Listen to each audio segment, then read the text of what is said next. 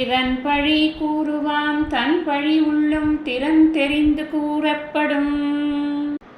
மற்றவங்க மேலே பழி போடுறவங்க இருக்காங்கல்ல, அவங்களுக்கு ஒரு பெரிய பிரச்சனை இருக்குது. என்னென்னா, அவங்க செஞ்சதுலேயே இழிவான செயல்களை எடுத்துக்கொண்டு அவங்க மேலே பழி போடுறதுக்கு யாராவது காத்து கொண்டு இருப்பார்.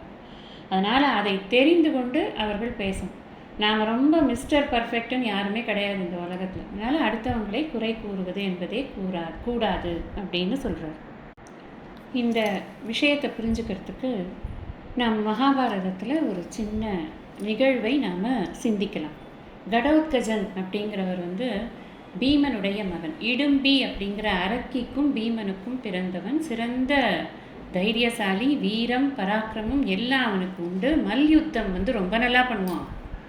இவன் பாரத போர் நிகழ்ந்து கொண்டு இருக்கிற சமயத்தில் தர்மர் என்ன பண்ணுறாருன்னா, இவனை தூது அனுப்புகிறார் இந்த துரியோதனன் கிட்ட. என்ன சொல்லறதுக்கு அப்படின்னா, இந்த அபிமன்யுவை இன்னைக்கு அன்னைக்கு அபிமன்யு கொல்லப்பட்டிருக்கான். அப்போ அபிமன்யுவை யார் கொன்னான்னா, அந்த ஜெயத்ரதனால தான் அபிமன்யு இறந்தான். அந்த ஜெயத்ரதனை நாளைக்கு அர்ஜுனன் கொல்ல போகிறான். அதுவும் சூரியன் அஸ்தமிக்கிறதுக்குள்ளே அவன் கொண்டுடுவான். இந்த விஷயத்தை நீ போய் சொல்லிட்டு வந்துரு அப்படின்னு சொல்லி அனுப்புகிறார். இதெல்லாம் முன்னாடியே டிக்ளேர் பண்ணி பண்ணுறது. இந்த வார்லாம் பாருங்கள் எவ்வளோ நேர்மையாக நடந்திருக்கு அப்படின்னு சொல்லிட்டு இவன் போய் அதை சொல்லறதுக்காக போகிறான். அப்படி போகும்போது அந்த விஷயத்தை கேட்டுக்கொண்டவுடனே அவனுக்கு என்ன வேணும், அந்த தூதுவன் சொன்னால் சரிப்பா நாங்கள் பார்த்துக்குறோம், ஏற்பாடு பண்ணிக்கிறோம், போயிட்டு வான்னு சொல்லுவானா? அதை விட்டுட்டு, நீ ஒரு அரக்கி மகன் தானே, நீ எல்லாம் யாரையா இங்கே என்கிட்ட பேசுறதுக்கு, நாங்கள்லாம் யார் தெரியுமா அப்படின்னு பெரிய வம்ச பரம்பரையை பற்றி பேச ஆரம்பிச்சிட்டான். உடனே அவனுக்கு சரியான கோவம் வந்தது.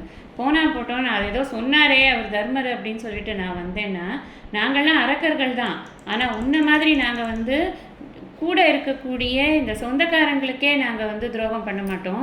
அவங்க பொருளை நாங்கள் வஞ்சனையாக எடுத்துக்கணும் அப்படின்லாம் நினைக்க மாட்டோம்.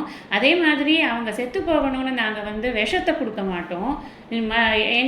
எங்களோட குழந்தையர்களை எல்லாம் நாங்கள் துகில் உறிஞ்சு நாங்கள் அவங்கள அவமானப்படுத்த மாட்டோம், கோல் சொல்ல மாட்டோம். இதெல்லாம் பண்ணுறது நீ தான். இந்த மாதிரி வேலையெல்லாம் அரக்கர் தான் பண்ணுவாங்க அப்படின்னு சொன்னேன்னா அது நீ தான் அரக்கன், நான் கிடையாது அப்படின்னு சொல்லி நல்லா சத்தம் போட்டு விட்டு போயிடுவோம். இப்போ இதுலேருந்து என்ன தெரியுது, அவனை அரக்கன்னு சொல்லி பழி சொல்கிறான். பழின்னு இல்லை, அவனை இறக்குறான். அவனுடைய பிறப்பை பற்றி பேசுகிறான். இவன் அவனுக்கு எவ்வளவு வார்த்தைகள் திருப்பி கொடுத்தான் பார்த்தீங்களா?